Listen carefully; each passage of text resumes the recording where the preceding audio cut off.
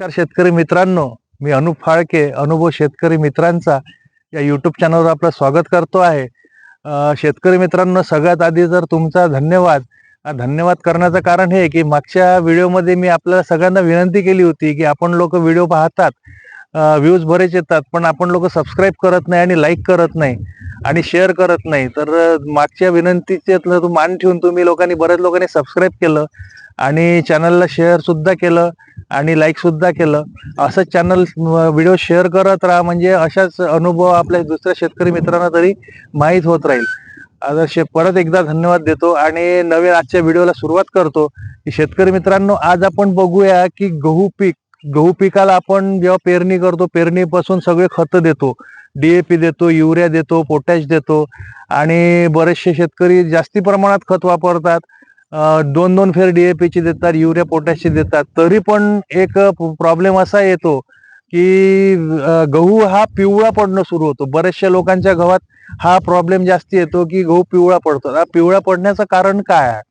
आता पिवळा पडल्यावर नेमकं होते का? पिवळं जर पडलं गहू, तर त्याची फोटोसिंथेसिस बरोबर होणार नाही आणि काही ना काही त्याचा प्रॉब्लेम असेल, तेव्हा आपल्याला ते मग उत्पन्नात घट येईल. म्हणून आपण आज बघूया की पिवळं पडण्याचं कारण काय. आता पिवळ्या पडण्याचे काही कारण अशी आहेत की जसं कधी पाण्याचा ताण पडतो, पाणी देण्यात कमी जास्त होतं, पाण्याचा ताण पडल्यामुळे सुद्धा गहू पिवळा पडतो.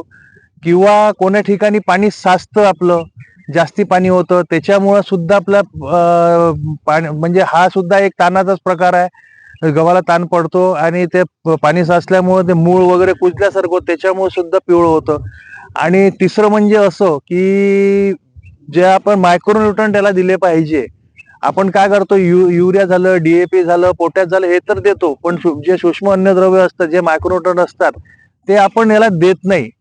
तर आता आपण बघूया की याला आपण नेमकं काय केलं पाहिजे, याचे उपाय काय केले पाहिजे. एक तर समजा जिथे पाणी साचून राहतं, त्याच्यामुळं जर गहू पिवळा पडला असेल, तर त्याच्यासाठी आपण काय केलं पाहिजे नेमकं. आणि समजा मायक्रोन्यूट्रन नाही दिलं पाहिजे, तर आपण कोणती फवारणी केली पाहिजे. आता जसे 50-60 दिवसाचा गहू झाल्यानंतर त्याला आपण खत टाकणं तर शक्य होत नाही आणि नाही टाकलं तरी चालेल, कारण त्यावेळेला युरियाचे वगैरे उंबऱ्या फेकतात, तेव्हा युरियाची वगैरे गरज राहत नाही. तर जर समजा जिथे पाणी जर साचत असेल त्यामुळे, किंवा पाण्याचा ताण पडला असेल त्याच्यामुळे जर गहू पिवळा पडला असेल, तर त्याचं काय होतं, जे व्हाईट रूप जे असतात ते डेव्हलप होत नाही, त्याच्यामुळे ते सूक्ष्म अन्नद्रव्य खाऊ शकत नाही.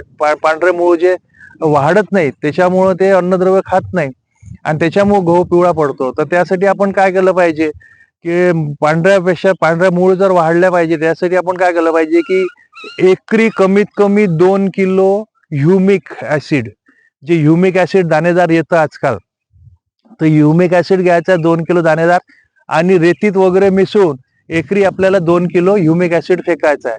त्याच्यामुळे काय होईल की आपल्या जे पांढऱ्या मुळ्या ह्या वाढतील आणि अन्नद्रव्य खाण्यास त्याची मदत होईल. आणि त्याच्यानंतर आता जसं अन्नद्रव्य याला दिलं पाहिजे, सूक्ष्म अन्नद्रव्य दिलं पाहिजे, आता हे देणं तर शक्य होत नाही असं खतातून वगैरे या वेळेला.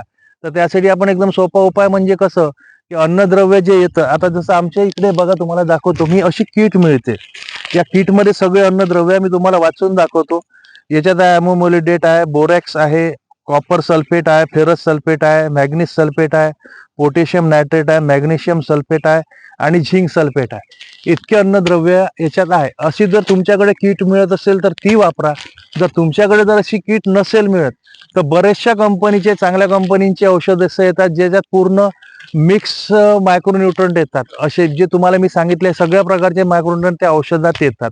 आता कुठल्या कंपनीचं तुम्ही औषध घेता, तुमच्या इकडे कुठलं उपलब्ध आहे हे तुम्ही बघा. चांगल्या कंपनीचं घ्या, फक्त इतकंच. आणि त्याचे डोजेस जास्तीत जास्त 30 ml किंवा 40 ml 15 लिटर पंपात असं असतं. तर हे तुम्ही नक्की वापरा. याच्यामुळे तुमचं याचं नियंत्रण होईल, पिवळेपणा निघून जाईल आणि गव्हाची वाढ सुद्धा होईल व्यवस्थित, उंबई चांगली येईल. आणि कोणाचे गहू जर लहान असतील, उशिरा पेरलेले, तर त्याला फुटवे सुद्धा चांगले येईल. हा अनुभव तुम्हाला कसा वाटला हा नक्की कॉमेंटद्वारे कळवा. आणि चॅनलला लाईक करा, शेअर करा, कॉमेंट करा आणि सबस्क्राईब करायला विसरू नका.